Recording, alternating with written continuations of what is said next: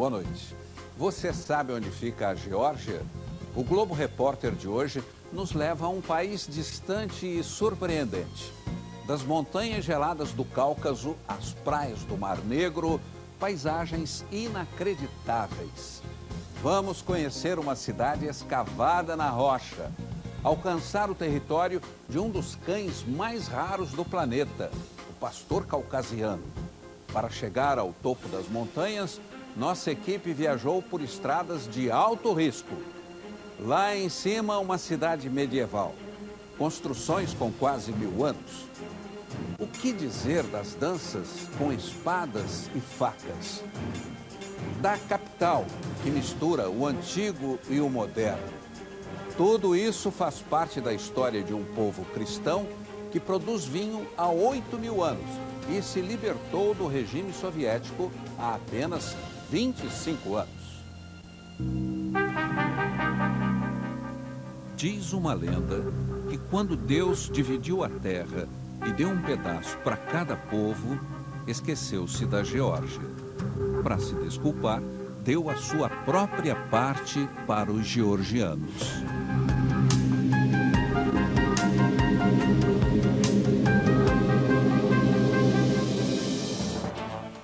Vamos viajar para o lado mais oriental da Europa. Desconhecida por uma parte do mundo, essa terra, entre o Mar Cáspio e o Mar Negro, faz fronteira com a Rússia, com a Turquia, a Armênia e o Azerbaijão. Sempre foi rota de árabes, europeus e asiáticos. A Geórgia foi criando elos entre mundos diferentes. Um povo acostumado aos desafios. E o nosso primeiro é aqui, na estrada mais estreita da Geórgia.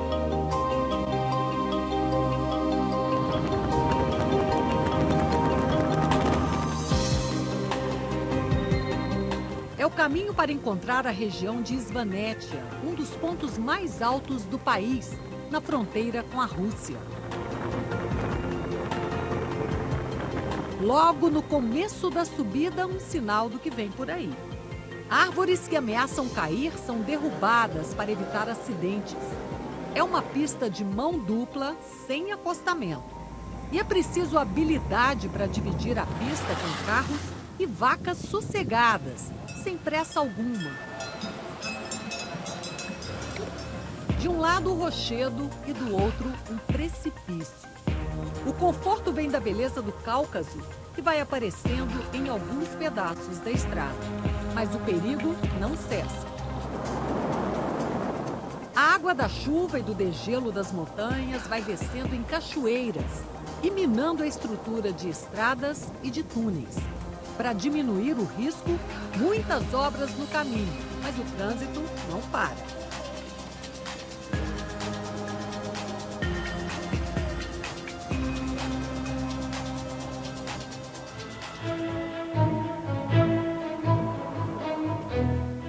A paisagem que encontramos na chegada compensa o susto. Muitos tons de verde no horizonte. Parece um pedaço da Áustria, da Suíça. Ao entrar na cidade, voltamos 1000 anos no tempo. Dezenas de torres ocupam o cenário de Mestia, a capital da região.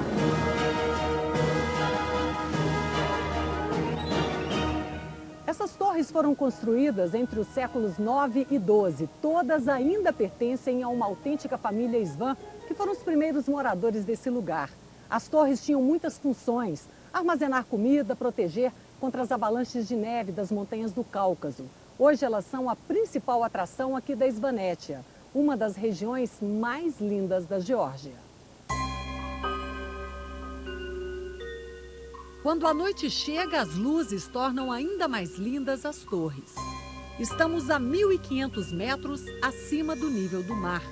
Mestia é uma cidade medieval e é um dos principais pontos turísticos do país. Com a quantidade de neve do Cáucaso durante boa parte do ano, esse é o caminho que leva às estações de esqui. Desde o século XI, cada família tem sua torre particular.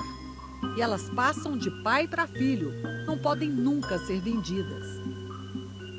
A gente está entrando agora numa dessas torres Elas eram bem lacradas com pedra e cimento para proteger os grãos, mas também tinham janelas estratégicas como esta aqui, para enxergar bem longe. Por exemplo, se o inimigo estava chegando. Ainda é possível descobrir como vivia o povo Isvan do passado nesta casa-museu, que foi conservada pelos descendentes. Essa casa, que era de uma família rica, mostra bem como é que funcionava a hierarquia. Os homens da família se sentavam nesse banco, que era o melhor, as mulheres nesse mais baixo e os idosos e as crianças aqui perto do fogo. O líder da família se sentava nessa poltrona. E para aquecer a casa, além do fogo, usavam também os animais que moravam no mesmo lugar e se alimentavam aqui nesse coxo. Esses baús aqui, que ficavam sempre expostos, mostravam o poder da família. Quanto maiores e mais desenhados, mais poderoso o clã, com mais homens, mais combatentes e com mais o que guardar aqui dentro. No inverno, que era muito pesado, essas casas chegavam a abrigar 60 pessoas de uma mesma família. O banho era só um pano molhado e todas elas dormiam aqui nessa parte de cima e os animais ali embaixo. E com o que vemos da janela, dá para imaginar o clima. Essa região é tão fria que agora falta menos de uma semana para o começo do verão. E está nevando muito lá fora. E aqui dentro dessa casa do século XII está um gelo. Há pelo menos 25 anos não nevava nessa época do ano. É mais um espetáculo desta vila nas terras altas da Geórgia. Uma época de clãs, de disputas travadas na ponta da espada. Essa fumaça saindo de um casebre no meio das montanhas revela as heranças desse tempo. Roberto Caldani tem nome de italiano, mas é um autêntico descendente do povo Isvan. No fogo, ele vai moldando armas para caçadores, facas para guerreiros, como no tempo medieval. Função que aprendeu com o avô e se tornou rara nos dias de hoje. O que você acha de essa ser uma profissão que está quase se acabando? Não, eu não fico triste, porque minha família vai continuar. Porque é uma profissão de pai para filho. E os filhos dos meus filhos também vão aprender, e vai ser assim. Negócios e tradições de família, orgulho do povo das montanhas e que se espalha pelo resto do país. A dança corajosa que desenha um povo guerreiro é da família Surshkivili. Começou com os avós de Nina e Iliko em 1945 e foi a primeira companhia de dança profissional do país. Hoje é o Balé Nacional da Geórgia, sucesso no mundo todo.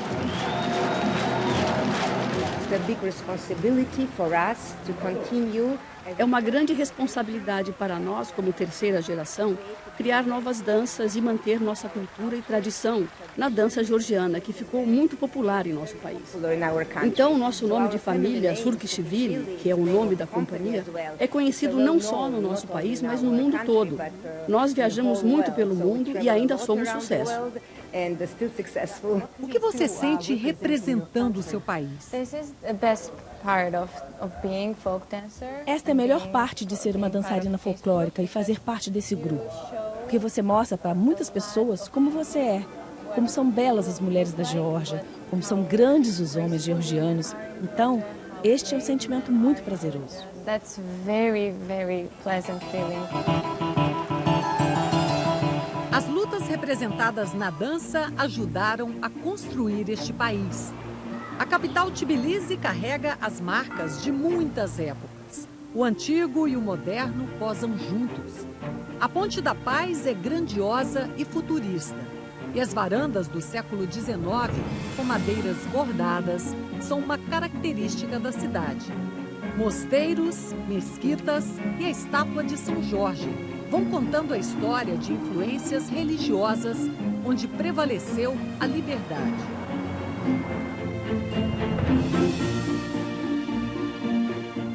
O cenário da noite reúne belezas de séculos distantes, uma arquitetura que desvenda o país. Tbilisi é uma cidade onde você nunca sabe o que vai encontrar na outra esquina. Mas se tiver que atravessar a rua, cuidado. Quase não tem sinal, né? Então essa passarela de pedestre aqui, às vezes você tem que se arriscar. Alguns param, outros calma. Oi. Isso, consegui passar. Vou te contar uma coisa, é uma missão arriscada. Mas a cidade tem surpresas melhores. Um dos alimentos mais antigos do mundo ainda é fabricado de uma forma bem artesanal aqui na Geórgia. Esse pão, o shot, é um dos mais consumidos no país. As pessoas levam aos montes para casa, comem o dia inteiro. Ele é feito ainda de uma forma bem especial, nesse forno de pedra, e a massa é pregada ali, ó, como vocês veem, na parede do forno.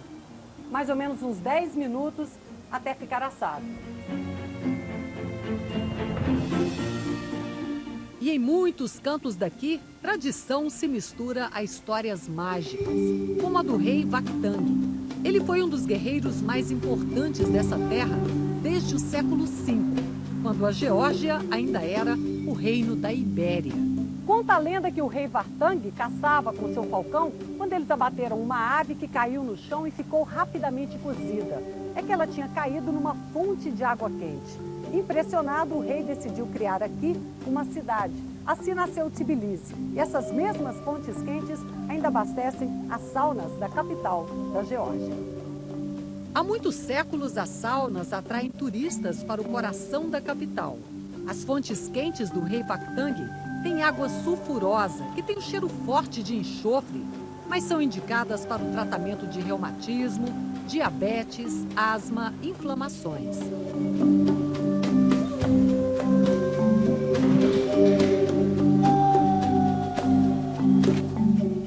O banho abre os poros e a massagem tradicional limpa a pele. Diz que ela passa aqui para fazer essa esfoliação é argila. Essa parte agora é ótima, uma delícia. Que é com sabão. Ela tirou aquele excesso de pele morta e agora ela faz uma massagem com um pano embebido em sabão. Delícias e histórias de uma cidade que se sente protegida. Do alto, a estátua da Mãe Geórgia zela pelo seu povo. Nas mãos, o que o país sempre teve a oferecer: espada para os inimigos e vinho para os amigos. E nessa terra, vinho é presente muito bem-vindo.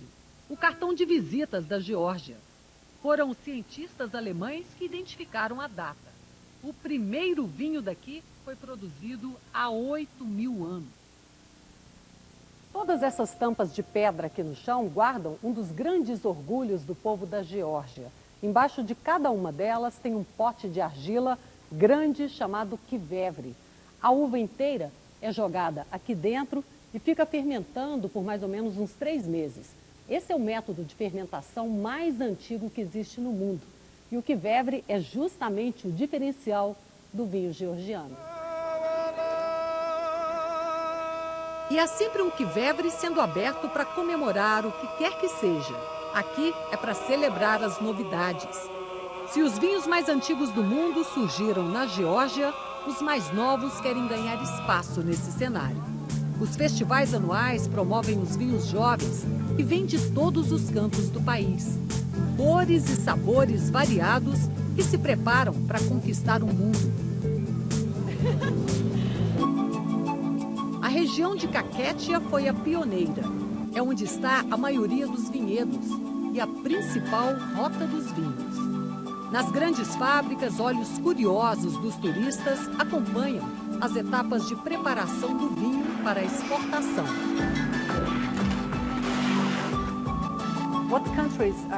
Quais são os países que vendem o vinho georgiano?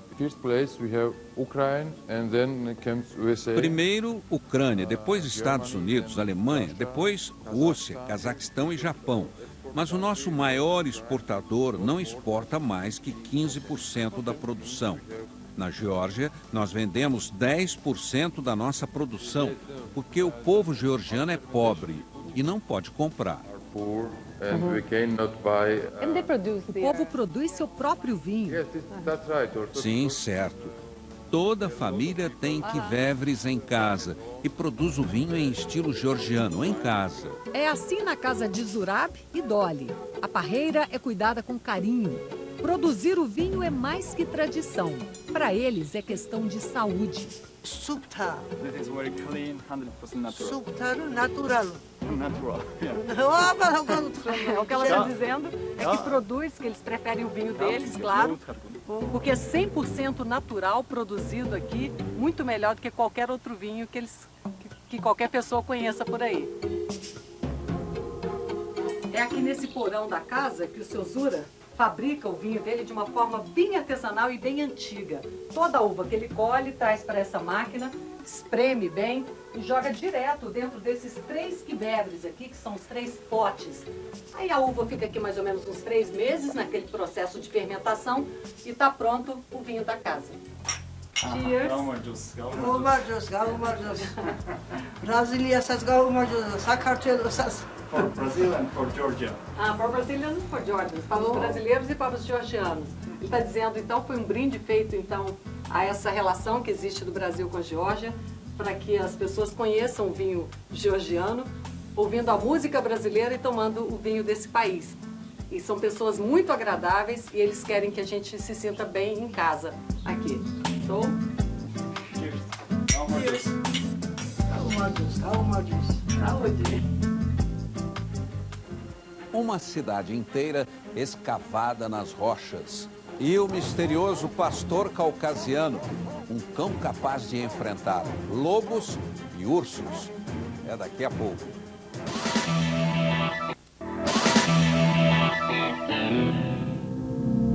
A lenda conta que na época da crucificação de Jesus Cristo, o manto manchado de sangue foi trazido de Jerusalém para Mitsqueta, na Geórgia.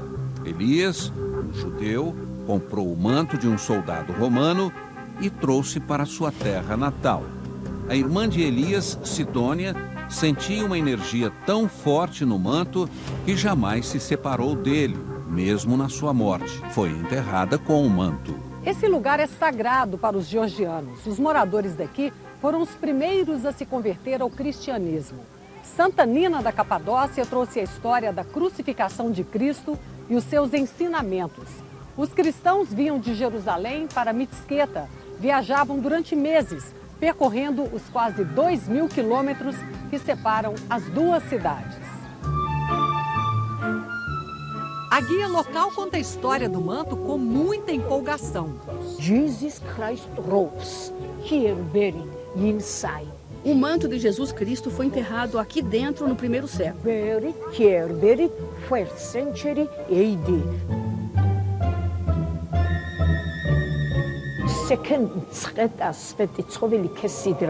A Catedral de Svetskovelli é a segunda Jerusalém, porque o manto de Jesus Cristo foi enterrado aqui. Ela nos conta que da tumba onde estava o manto nasceu uma árvore, um cedro do Líbano. Foi só no século IV que Santa Nina da Capadócia chegou na Geórgia e convenceu o rei a fazer uma igreja no local onde o manto foi enterrado. O cedro do Líbano foi usado nas colunas da igreja. A guia me mostra o pedaço da madeira original que ainda existe em um afresco no teto da igreja. Hoje, o corpo de Santa Nina da Capadócia está enterrado longe daqui, em outro lugar muito sagrado para os georgianos. O Bodbi Monastério, que fica perto da cidade murada de Signali.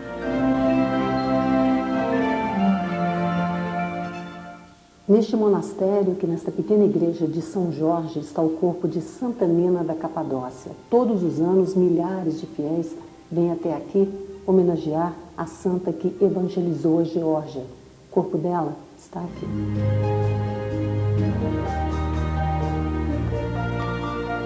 "600 degraus abaixo da igreja, a fonte que os fiéis acreditam que faz milagres." Nessa caminhada, os fiéis vêm se benzer ou se banhar nessa água de uma fonte considerada sagrada pela Igreja Ortodoxa. Eles acreditam que, além de curar, ela absolve de todos os pecados.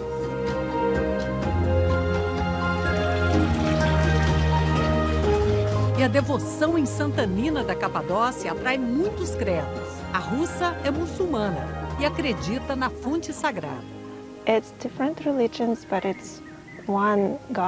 São diferentes religiões, mas apenas um Deus. Santa Nina da Capadócia inspirou a criação de muitos monastérios. O professor de História da Universidade de Tbilisi nos conta como essa tradição de monges ficou ainda mais intensa através dos séculos. No século IX, muitos homens nobres decidiram não ser guerreiros, e sim monges, e construíram muitos monastérios em territórios devastados. E quando você constrói um monastério, a cidade começa a nascer em volta. Então estes homens santos fizeram um grande gesto político e nacionalista. Eles tinham dinheiro, terras, mas eles decidiram construir seus monastérios. Tudo em defesa da Geórgia cristã. E foi a rainha Tamara quem construiu um dos mais protegidos monastérios da Idade Média. Nós estamos em Várzea e aqui está uma das maiores marcas da rainha Tamara, que venceu o inimigo e consolidou o império no século XII.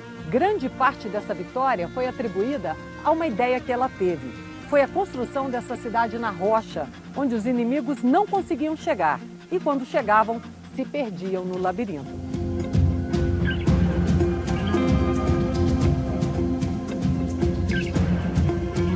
A arquitetura da cidade escavada nas pedras não visava só a defesa em tempos de guerra. Ela também levava bem-estar aos moradores. Centenas de monges viveram e morreram nas mais de 400 cavernas. E nas rochas eles descobriram recursos que a humanidade só conheceria séculos depois. A gente agora vai entrar na geladeira do século XII. Era aqui que as pessoas guardavam a comida porque a temperatura é mais baixa nesse pedaço que foi escavado na pedra. Só de entrar aqui já dá para sentir que cai mesmo bastante a temperatura. E essas cavernas mostram a complexidade da captação de água naquele tempo. Ela era tirada das montanhas, captada lá no alto das montanhas, era uma água de fonte natural, percorria um túnel de 4 quilômetros até chegar aqui, ó, nesse cano, que é original do século XII. O valor da rainha Tamara é ainda maior quando se pensa em como a mulher era tratada naquela época. Independentemente da classe social, não existia educação para nenhuma delas. As ricas só cuidavam dos filhos e as pobres ajudavam os maridos. Foi do pai de Tamara, o rei George, a ideia de preparar a filha para governar o país. Uma surpresa para um povo sob o domínio de homens. Entre os tesouros cristãos que os monges conseguiram salvar dos inúmeros ataques, está este quadro da rainha Tamara, o único feito quando ainda era solteira. 6 monges ainda vivem nesta cidade de pedra.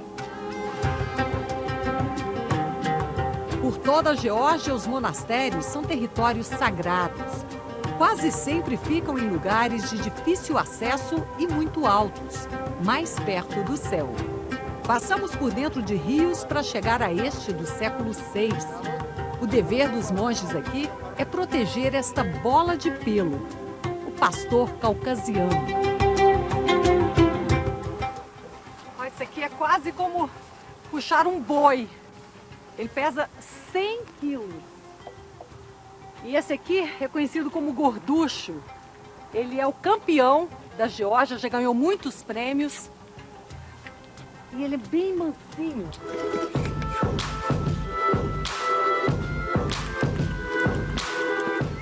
Este era o cão que defendia os reis e rainhas contra ataques de ursos e lobos. Mas depois que a monarquia acabou, quase sumiram completamente. Foram salvos da extinção por esses monges. Eles criam dezenas e vendem para muitos países. Os filhotes custam de 600 a $1.000. Esse bichinho aqui só tem 1 mês e meio de vida, já pesa 10 quilos, mas também come mais de 1 quilo de ração por dia, se alimenta 4 vezes ao dia. Ele parece um ursinho de tão peludo. Vai ficar enorme, que nem os outros. Muito fofo ele. E bem mansinho também. É uma raça muito boa e é o orgulho da Geórgia. Por isso trouxemos os cães para o monastério, para criar e cuidar dos cães, porque os monges sempre foram os defensores da cultura georgiana. Essa natureza exuberante já recebeu moradores bem mais antigos do que os humanos. As pegadas encontradas na década de 30 provam que essa parte da Geórgia também foi território de dinossauros. As pesquisas mostram que as pegadas mais novas dessa caverna têm 70 milhões de anos. E as mais antigas são as dos tiranossauros, 120 milhões de anos. As pegadas estão aqui na reserva de Satáplia, nessa estrutura moderna que brota bem no meio da floresta selvagem. Na década de 80, uma outra descoberta aumentou o interesse por essa área. Uma caverna de 1.800 metros de extensão, com 16 salões gigantescos. Esse aqui é o salão mais importante porque marca o começo dessa caverna que foi descoberta completamente por acaso. Alguns espeleólogos e cientistas vasculhavam essa área quando entraram por um pequeno buraco na rocha, aquele ali, e deram de cara com esse salão gigantesco. A primeira coisa que eles viram foi essa escultura que eles batizaram de Formação Vitória. O ano era 1983, era o começo da caverna Prometeus. A caverna iluminada é sonorizada com música clássica. Isso deixa as formações rochosas ainda mais interessantes. Tem ainda um rio bonito que corre aqui dentro. Mas se estiver à procura de um passeio radical, o endereço é fora daqui. Se prepare para remar entre os paredões do Canyon Marteville. Vegetação e água de cor esmeralda. Cuidado para não se empolgar com a paisagem. A correnteza exige atenção para o barco não ultrapassar o ponto limite. Eu vou te mostrar por que não dá nem para pensar em vir de barco, além daquele ponto onde a gente para. Olha aqui.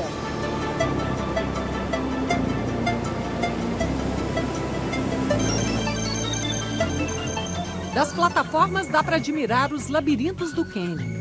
Era nesse cenário de filme que a realeza georgiana costumava passar férias. Muito antes disso, há 75 milhões de anos, os dinossauros também brincavam nesse vale.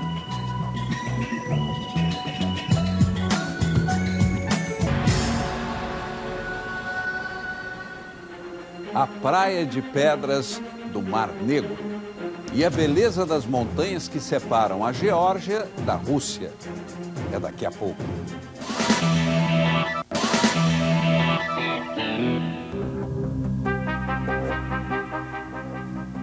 Uma das lendas mais lindas da Geórgia conta que onde as papoulas selvagens desabrocham eram os antigos campos de batalha da Idade Média e que o sangue foi transformado em flores para que os bravos soldados sejam sempre lembrados.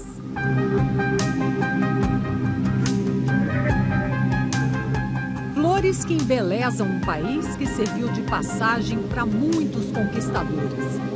Os forasteiros avançavam pela Geórgia porque era um acesso mais fácil à Ásia, à Europa e aos países árabes. Foram muitas batalhas, inclusive no Mar Negro, mas ele acabou se tornando um caminho de integração com o resto da Europa. Quem deu o nome Mar Negro foram os gregos antigos, e existem várias explicações para esse nome. Uma delas é que os gregos faziam comparações com o mar Mediterrâneo, porque esse aqui, apesar da água bem clarinha, ficava bem escuro em dias de tempestade. Da Turquia vieram os conquistadores otomanos, mas quem não quer aproveitar esse clima? Montanhas, céu azul e praia. Essa ainda não é a melhor época de vir à praia, ainda está batendo um ventinho frio. Eles ainda estão preparando ali os quiosques para o verão, nessa que é a melhor praia aqui de Batumi. Agora tem uma coisa que é muito diferente. Dá só uma olhada no chão. Só tem pedra. É aqui que todo mundo toma sol. Sentar pode ser bem dolorido. A praia de Batumi, no Mar Negro, era o passeio preferido de czares e autoridades soviéticas. Mas passado o tempo da realeza e do comunismo, os russos continuam vindo para aproveitar o sol. É a primeira vez do engenheiro russo. É como mágica. Eu cheguei hoje de Tbilisi e uau! Nem a praia de pedra atrapalha. É como massagem para os meus pés. Tá meio desequilibrando aqui, né, com essa pedra. Essa senhora da Polônia, é a primeira vez que ela vem ao Mar Negro. Prefere ficar de lá para ficar mais alto um pouquinho. E a primeira vez que ela vem aqui, ela achava que o Mar Negro, era escuro. Falou assim, ele é clarinho. Foi isso? Olha, no meio de tanto russo, tanto estrangeiro aqui, quem a gente encontra? Uma brasileira de Santos, de férias na Geórgia. O que tá achando? Nossa, linda, cidade linda. A gente percebe que eles estão estruturando a cidade, né? Muito linda, eu gostei bastante. A cidade está se modernizando, né? Dá para perceber isso muito, né? Um monte de construção. Mas eu percebi que o povo é bem acolhedor mesmo. Conversam com você, querem te ajudar. Apesar da gente não se entender muito a língua. Não entende nada, né? Difícil mesmo entender ou ler a língua dos georgianos. Observe bem as letras que parecem desenhos. Uma só palavra pode ter até 7 consoantes juntas. O alfabeto é único no mundo e teve origem no tempo em que aqui ainda era o Reino da Ibéria. Foram as letras georgianas que inspiraram o arquiteto na construção deste prédio na orla de Batumi, a Torre Alfabética. Ela mostra a escrita como uma cadeia de DNA. Para o povo daqui, um país que sofreu tantas invasões precisa preservar a sua cultura. E a língua é uma das formas de resistência. Os símbolos que brilham na noite georgiana também são de amor. As duas estátuas de 8 metros de altura cada uma são personagens de um romance de 1937. Ele conta a história de Ali, o muçulmano, e Nina, uma princesa georgiana cristã. O amor impossível que une o casal de religiões diferentes termina tragicamente quando os dois são obrigados a se separar durante o período do regime soviético. O país ficou sob o domínio da União Soviética de 1936 a 1991, quando caiu o regime. Seguimos viagem para conhecer Gori, a cidade onde nasceu um dos nomes mais fortes e violentos da União Soviética, Joseph Stalin. O pôster gigante no shopping da praça mostra que a cidade fez de Stalin uma atração turística. A cidade de Gori preserva a história de Stalin desde 1957, quando foi erguido este memorial, exatamente no lugar onde ele nasceu, aquela casa original ali, onde Stalin viveu até os 4 anos de idade. O memorial está na mesma praça da cidade, onde antes existia uma grande estátua em homenagem a Stalin. Ela ficava ali, naquele ponto onde agora estão apenas os tapumes. Stalin foi o grande ditador da era soviética. Transformou a Rússia numa superpotência e matou milhões de homens e mulheres que se opuseram ao seu regime. O vendedor de lembrancinhas de Stalin na Praça do Museu não gosta de comparar o conterrâneo de Gori com o maior nome do nazismo. Hitler era um fascista e ele gostava de matar. Mas Stalin não matou também um monte de gente? Stalin era bom. Os intelectuais da Geórgia de hoje têm outra opinião. Ele era georgiano por origem. Ele não é parte da nossa história. Ele foi um grande ditador russo que fez a Rússia ter superpoderes. A jovem Geórgia quer se libertar de qualquer imagem que lembre a União Soviética. Mas pelo país ainda é difícil. Seguimos pela estrada militar na direção norte da capital, uma das principais rodovias. A caminho de Kazbek, ainda há muitas marcas desse tempo. Como aquele prédio ali, arquitetura em estilo caixote, muito característico do regime. A maior parte das pessoas morava em apartamentos assim. Outra marca aqui da Geórgia são essas tubulações expostas. Tem em Tbilisi e também nas cidades pequenas. Essas tubulações, elas conduzem gás natural. Antigamente ele vinha da Rússia e agora vem do Azerbaijão. Esse gás que é usado para cozinhar e também para o aquecimento das casas. Isso é muito comum a gente encontrar nas rodovias. Elas interrompem a rodovia, tem que parar um pouco. Aí os pastores ficam trazendo aqui para a margem da estrada para facilitar o trânsito. Olha aí, os carros não param. E aqui tem centenas de ovelhas. A gente encontrou outro rebanho, aqui são muitos desses. Nessa época, os pastores levam as ovelhas lá para o alto da montanha, porque começa já a esquentar. Então, nesses meses de verão, eles sofrem muito, né? Os animais sofrem muito. Então, eles vão para as montanhas, às vezes andam dias até chegar lá no topo e só voltam agora a partir de outubro, quando o clima volta a baixar. Eram ovelhas assim que ajudavam a aquecer os guerreiros do passado.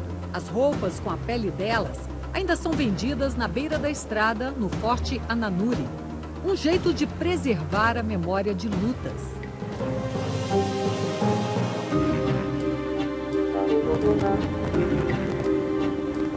Essa aqui é a parte mais alta da estrada militar. Nós estamos a 2.300 metros de altitude. A temperatura agora, mais ou menos uns 5 graus, 20 a menos do que Tbilisi, a capital.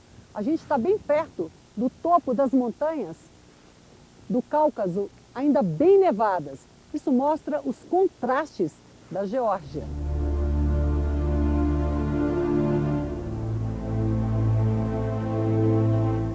Chegamos ao Monte Kazbek, que separa a Rússia da Geórgia. E diante dele, a gente percebe mais uma fonte de orgulho desse povo.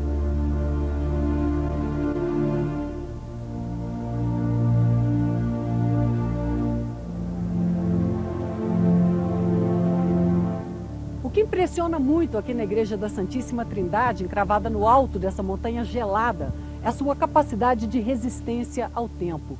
Desde o século XIV, quando foi construída, não passou por nenhuma modificação. Ela é a mesma há 700 anos. Em tempos de guerra, lugares como esse eram os mais seguros para guardar os tesouros do país. Mas a Geórgia soube tirar proveito de tudo o que passou para ser uma nação independente. Aprendeu, por exemplo, que ter todas as crianças na escola foi um bom exemplo soviético. A tradição de popularizar o xadrez entre os jovens é outra herança. Esse povo precisou de estratégia para sobreviver. Até um campeão brasileiro decidiu aportar por aqui.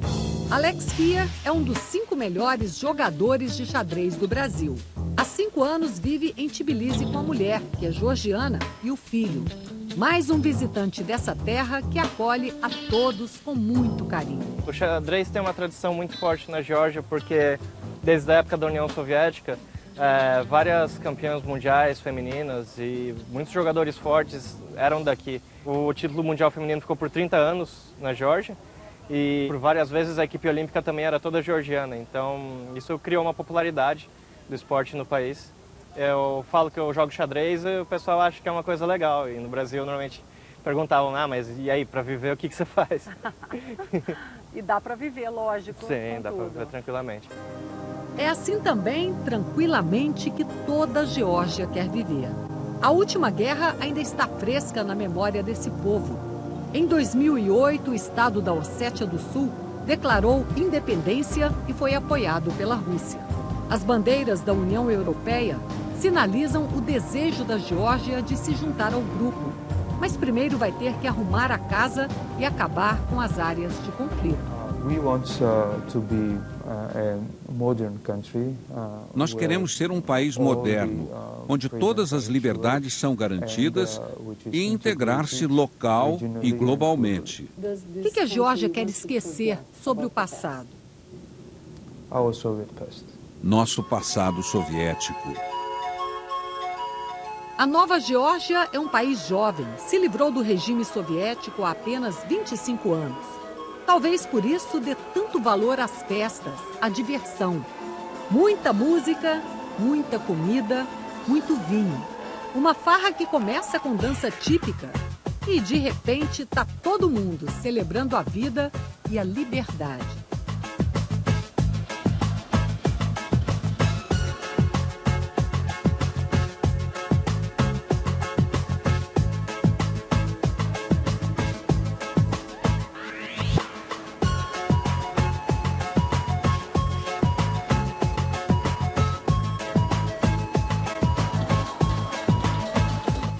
Se você quiser rever nossa reportagem da Geórgia, acesse o Globoplay. Fique agora com a super série Os Dias Eram Assim. Uma boa noite e até a próxima sexta.